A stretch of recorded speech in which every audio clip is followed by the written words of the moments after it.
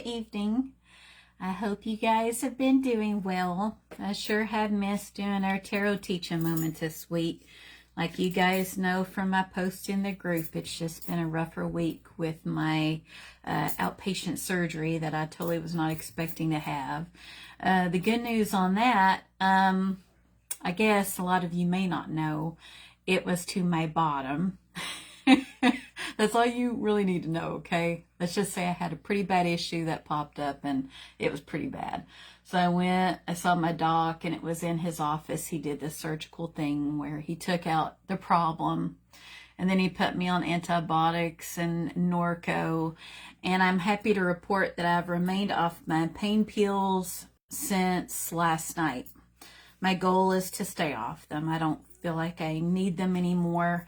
The situation's more or less remedied itself to where I feel like I don't need them like I did in the beginning. And I have to give my husband props. He took really good care of me when I wasn't able to move around a whole lot. So I just have to give him those accolades, because he's always told me that he would not be able to keep a job as a nurse, not even one day. But he was able to tolerate me, because I was to the point where I was in pain and it was kind of hard for me to move. And he just held everything down, and he does so beautiful, everything just so beautifully. He's a great husband and a great father. So I really have to highlight my husband and his awesomeness. I really do.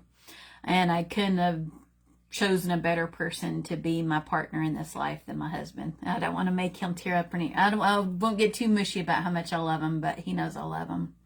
So now, to balance it out, I'm going to have to give him some garbage to balance out all the good stuff I just said about him. It's just their dynamic. I see my mom's on here. Hi, Mom. So let's see here. Oh, here we go. Cool. I can see comments. My hubby just thanked me. Very cool. I was thinking like, man, I should have brought my laptop so I could see commentary, but it turns out I can see commentary tonight. Because I was going to try Jen's theory out of maybe having my laptop set up to where I could see comments, since, sometimes it's spotty. But other than that, I took my friend Sharon's recommendation, and I'd ordered these really cool books. So you're in my group because you love tarot like I do, or at least have an interest in it. These are young adult books, but it doesn't matter. They're actually really well written, and it's centered around the major arcana with these main characters within this narrative, as what Sharon Blue explained to me. And so it's called the Arcana Chronicles. And I've been reading this one, Poison Princess by Kresley Cole. So I hopped on Amazon and I bought like the first 3 of this series. This is the back of it. So of course, it's got the guy on the back of the motorcycle and stuff. But no, it's actually really, really good. So far I've made this much of an indentation in it. I've also been reading another book about the history of runes to kind of like keep expanding my knowledge, because like runes have become my thing. Like I really enjoy them with tarot, So yeah, I've just spent some time with my family. It's been good to rest. I think it was like the universe's way of telling me to slow down by literally making me slow down. So that's kind of how I looked at that. And just having the time to just kind of rest and recharge and not feel like most of us do with the going, and trying to get a lot of stuff done, right? So tonight, we're about to delve into the 6 of Pentacles.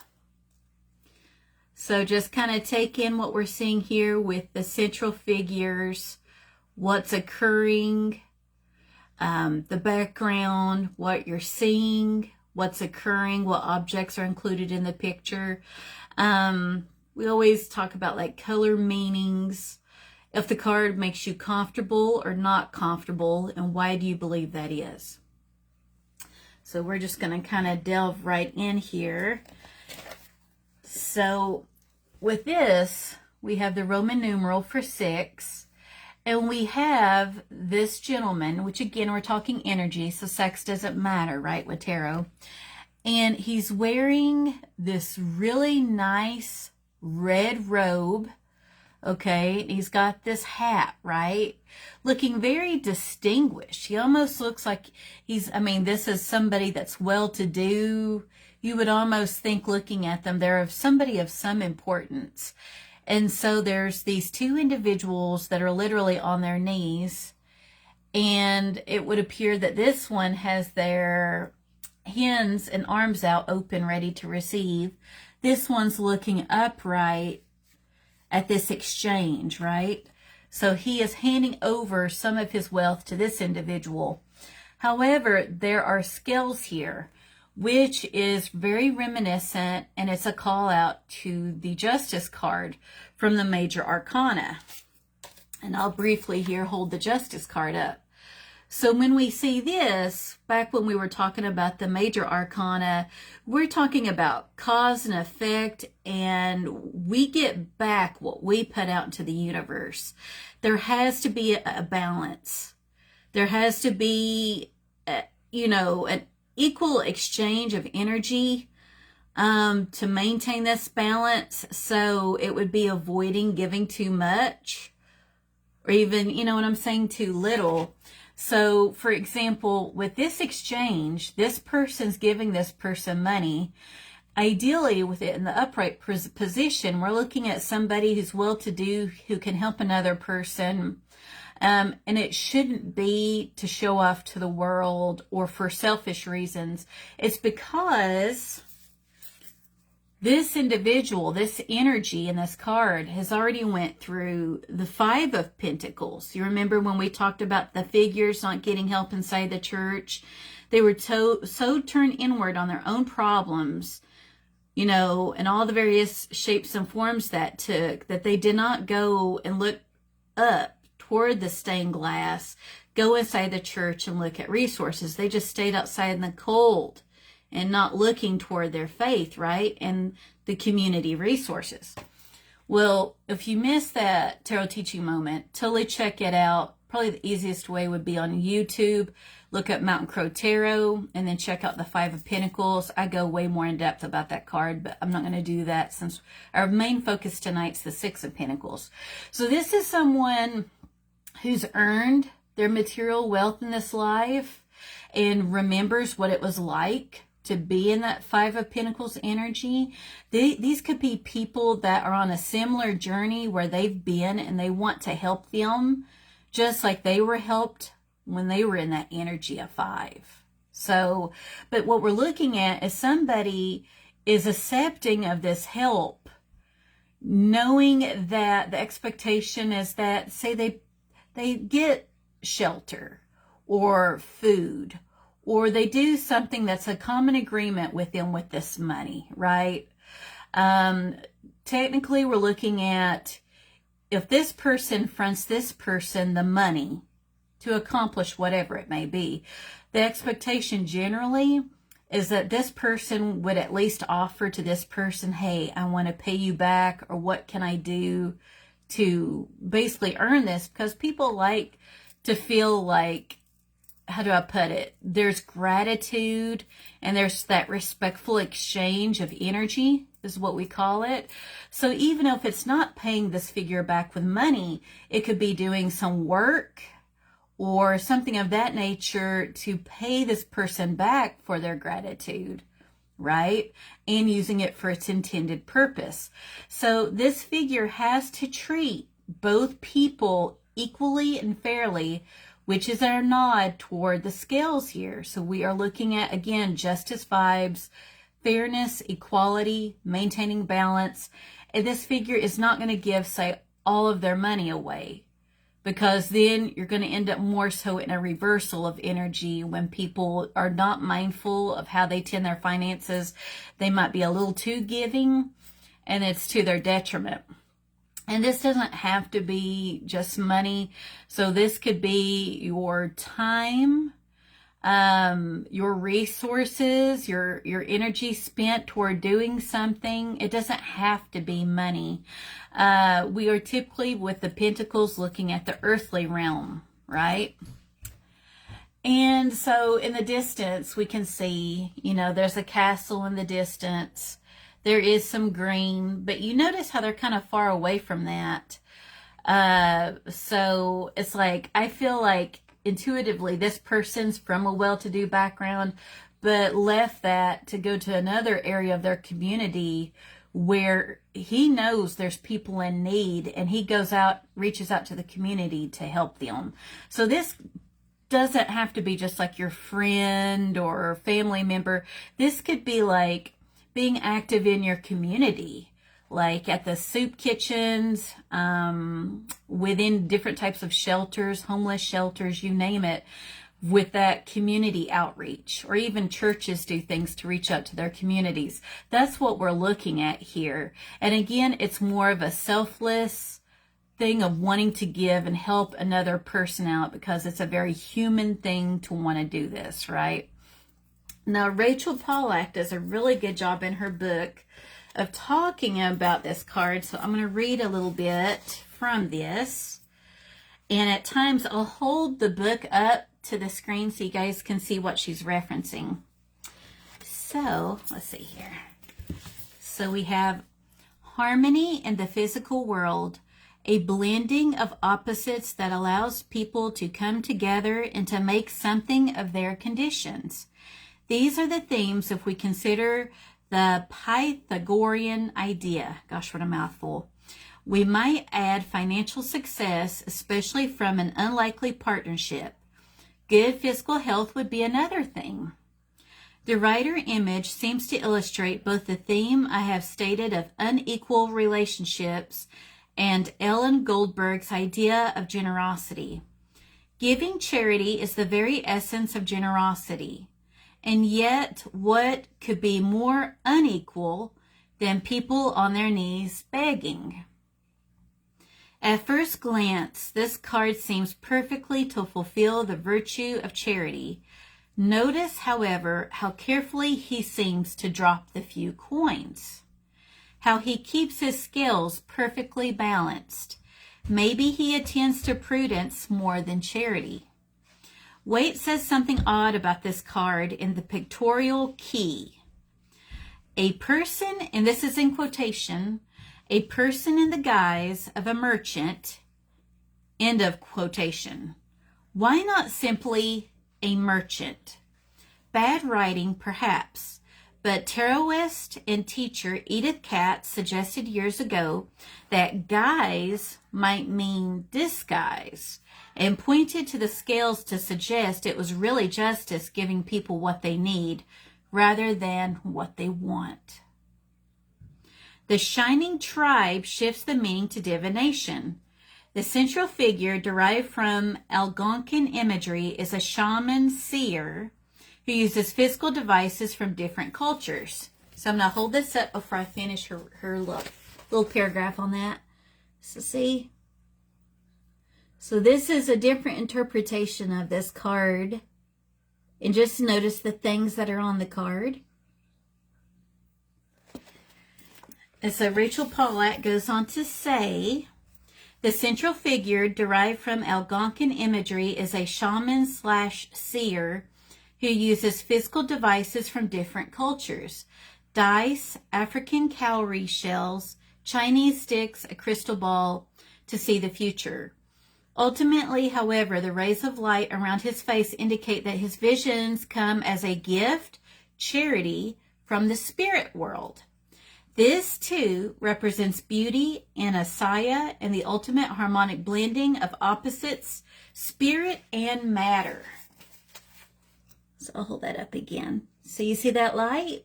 So again, we've got divine influence, too.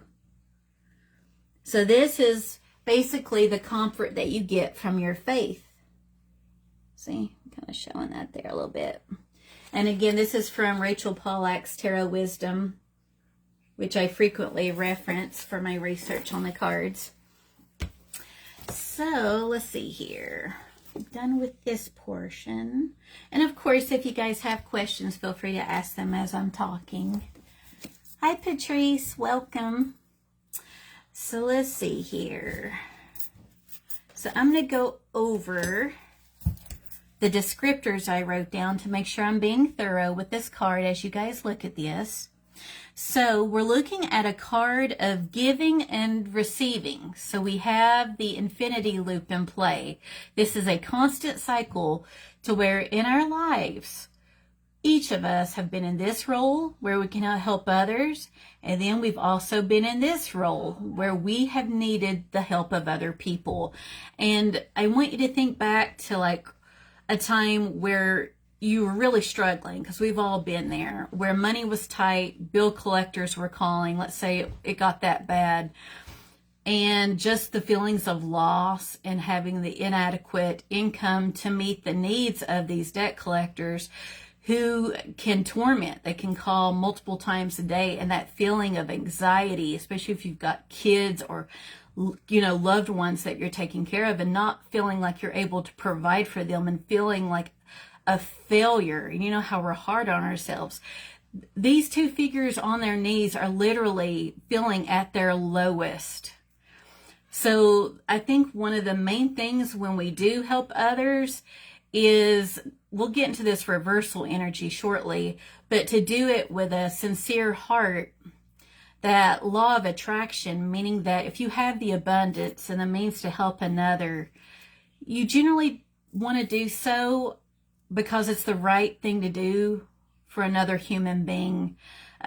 You would not want to like throw it in their face, or, if there's an agreement between the exchange, sure, you can bring that up, but they're vulnerable. People in this state are very vulnerable. They may agree to things that they later regret just to make the ends meet, so like for me, one example I can think of is many years ago, like Tim and I ended up renting a house, and it was a great house, right? We lived in it for years, but I remember we needed a washer and dryer, and we didn't have the money for a washer and dryer because we had to like pay so much rent in advance and so forth.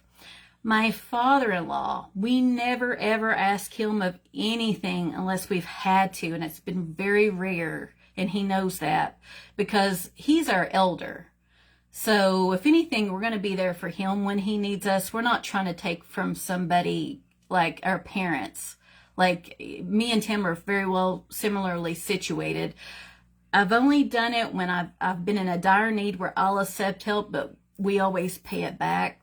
Well, that circumstance, my father-in-law, he went with us to Best Buy, and we didn't get the fanciest washer and dryer, but he said, my dad-in-law, he's like, I'll get this for you guys and you can pay me back.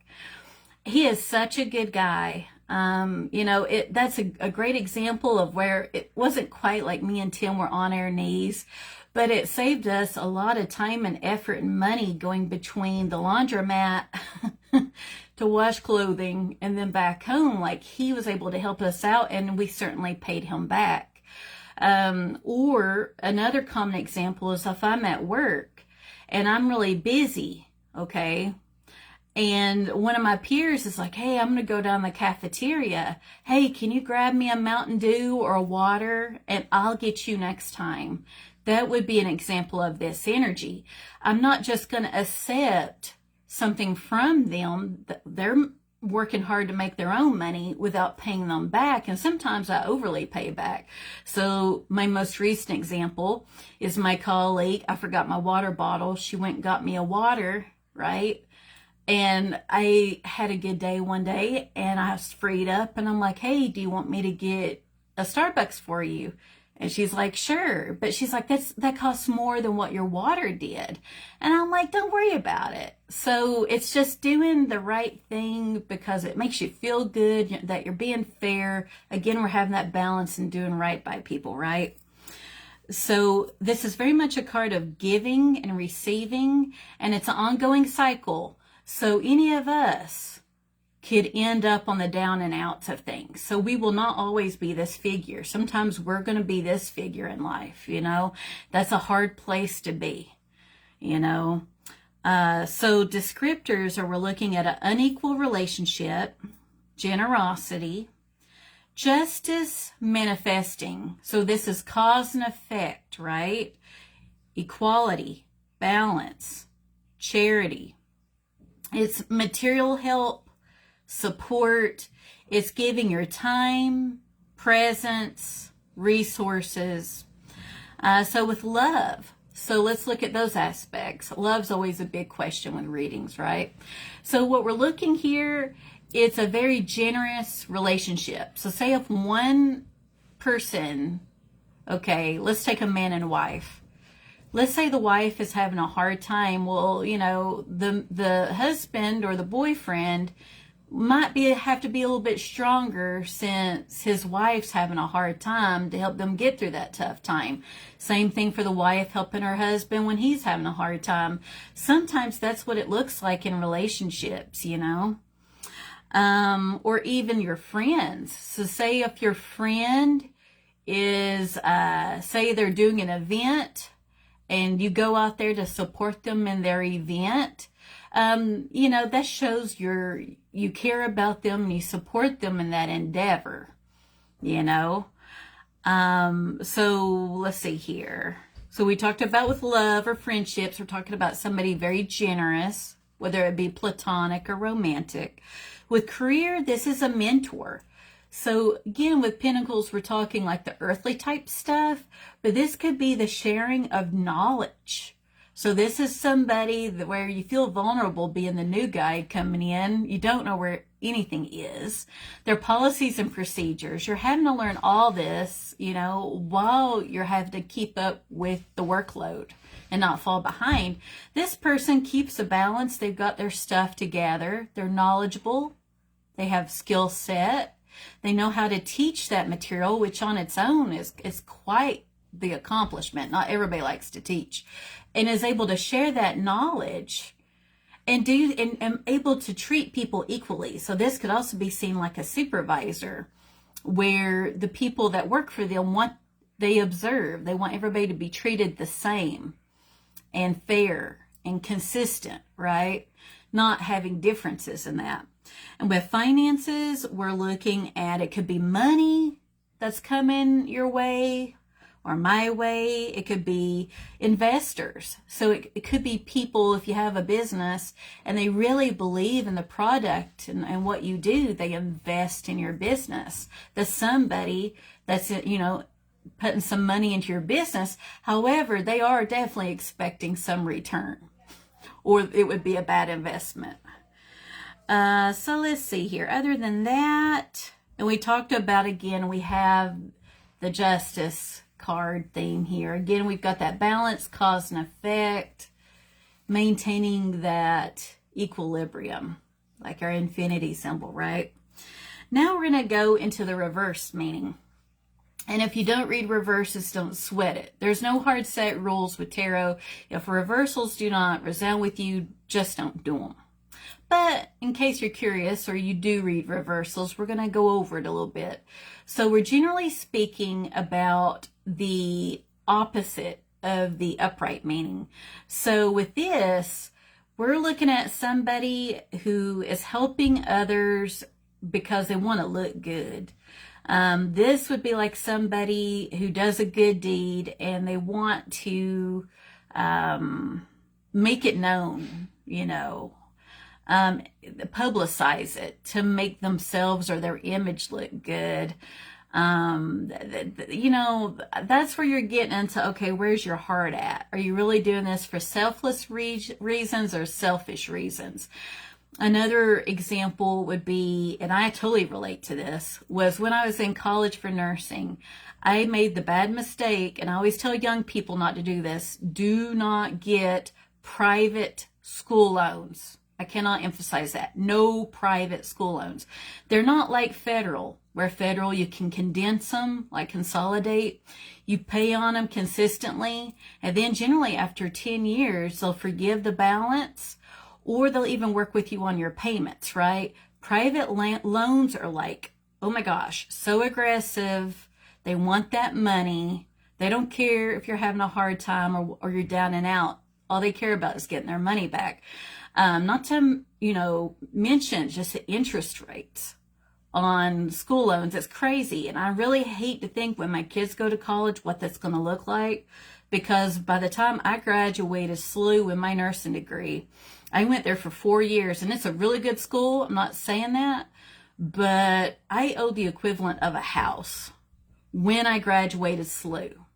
And so, you know, going forward, when I taught nursing students in the clinical setting years ago, they went to the community college. I told them, you guys are already smarter with your choice of college than what I was, because you guys have a really good program. From what I've observed, you're paying a fraction of the price.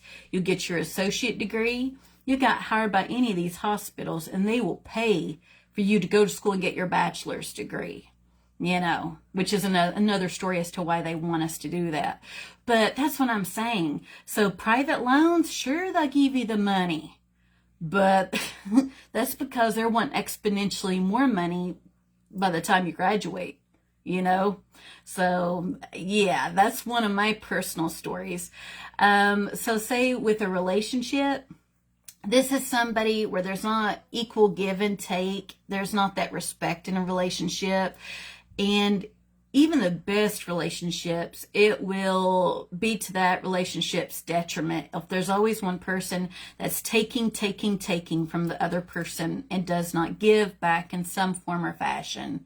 Again, we do not have balance when this card's in reverse. With work, we're talking about what they call as quid pro quo, which is if you scratch my back kind of thing, I scratch yours, where we're talking about the type of stuff they go over in like HR type stuff, the inappropriate stuff that people do to get ahead with their careers, where we're talking some really toxic, negative energy, okay? We could also be seeing with this, again, we do not have balance with it being in reversed. This is somebody who maybe because they were not giving it the appropriate forethought, gave too much. Or they have somebody who has no intention of ever paying them back, but they keep giving them money because they care about them. That's usually the reason they do it. They care about them. They want to help. They figure, why not? But then it gets to be this snowball, this bigger problem, and the person keeps taking advantage of the other person. So at that point, we do not have a respectful, you know, exchange or interaction, okay? So the main thing would be the compromise balance. So with love, we're looking at an unfair power dynamic. This is somebody controlling and manipulative. So this could be, for example, you got two people, boyfriend, girlfriend, married couple, whatever you want to call it. One works, the other stays at home. We'll say that. And let's say the two get in an argument. The one that works is going to throw into the person's face, oh, I work and, you know, we wouldn't have anything if it wasn't for my job, trying to make the other person feel inadequate, even though they're doing a ton of stuff at home that takes up a lot of time and effort and helps hold the family together. But when that person who works takes it to that level, no longer does the person who stays at home feels valued. They're very angry and resentful and irritable because they are not appreciated for their efforts. And that usually leads to the two colliding, and the jerk, whether it be a male or female, because it could be either way, right? Who says, oh, I work, so we have all this because of me.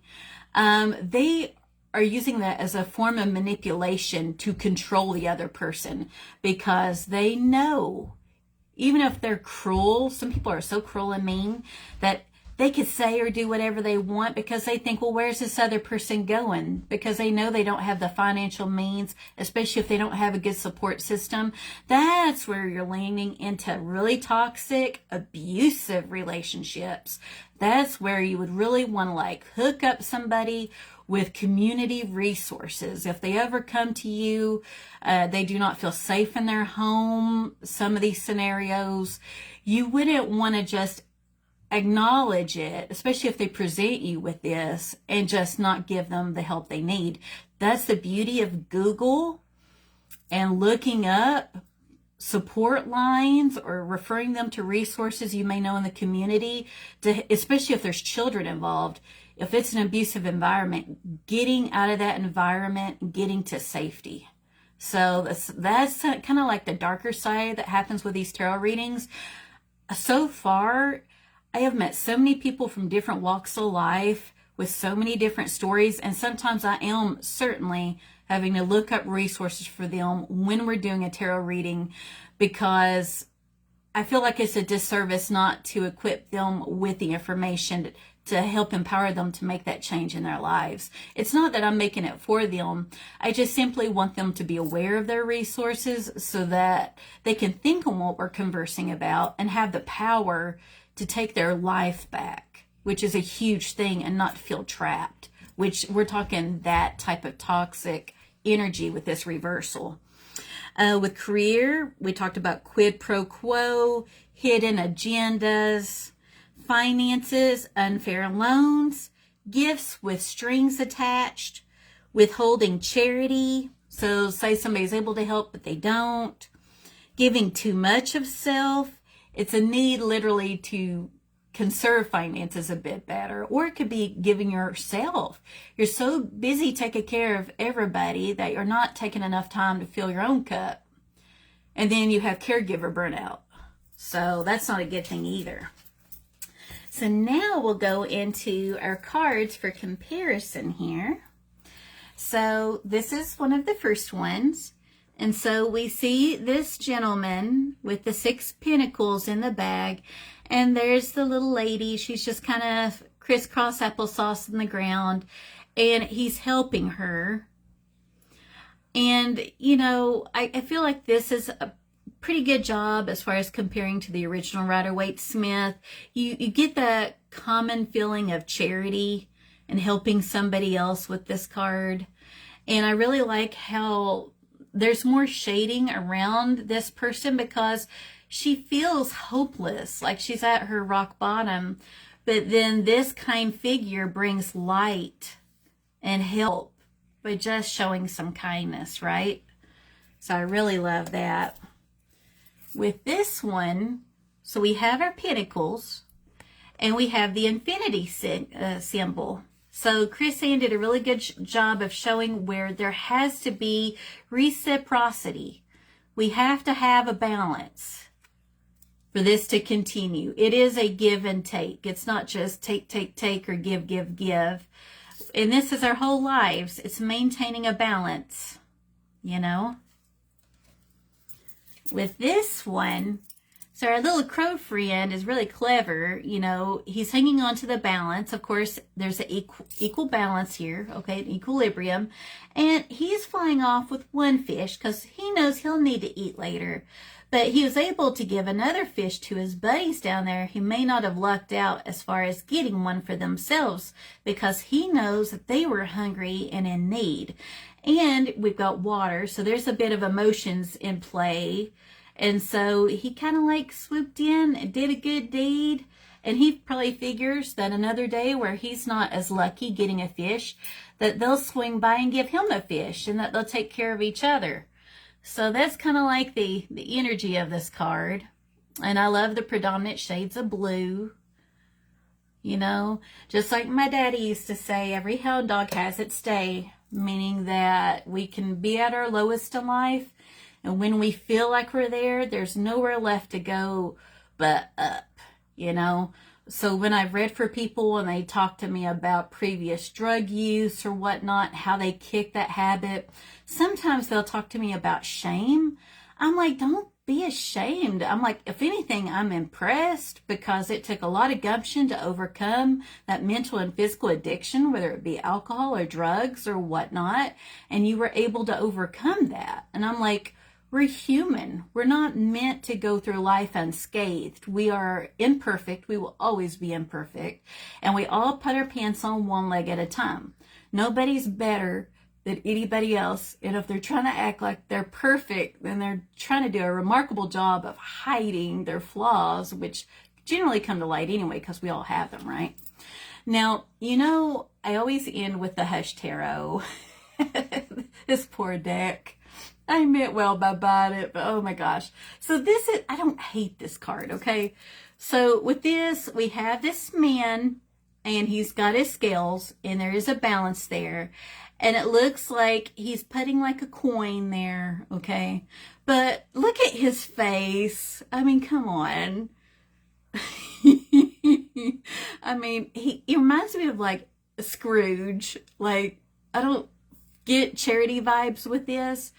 And then there's the little bird that is kind of like above his head, you know. But I don't know. I'm not crazy about the card. But that's why I always say, if you're learning tarot, get a deck based on Rider-Waite-Smith. So, but yeah, I mean, again, I don't hate it. I can see some of the meaning, some of the symbolism carries over. It has a different feel to it. You know what I'm saying? Just looking at it.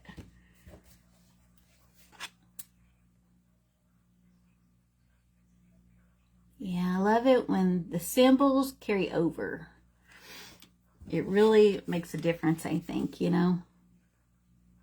Even with this, I love how the artist drew the hands and how you have the infinity symbol. You get the gist of it. It really very much is about balance, you know. So, yep, I think that sums us up tonight. I sure have missed interacting with you guys. I'm glad to be on the mend from that surgery last week because, I mean, I'm not used to being this still. So it's been good to be able to move around without pain medication. So that's a victory. I don't plan on going back on it either. I think I'm done taking it. It made me sleepy taking Norco. I was taking so many breaks. Like, I would just drift off to sleep on the couch. Like, I mean, that's pitiful, right? But I got a lot of reading time in, so that was a positive to this week. So let's see here. So tomorrow we'll do our weekly tarot forecast. And as far as my teaching moments, I will be available on Wednesday and Thursday next week. So we'll continue our journey through the Pentacles. And I think that's the gist of it for tonight. Well, you know, I love you guys. And I hope you have a good night and get some good sleep and that you're safe wherever you are and happy. Thank you for your presence. Good night.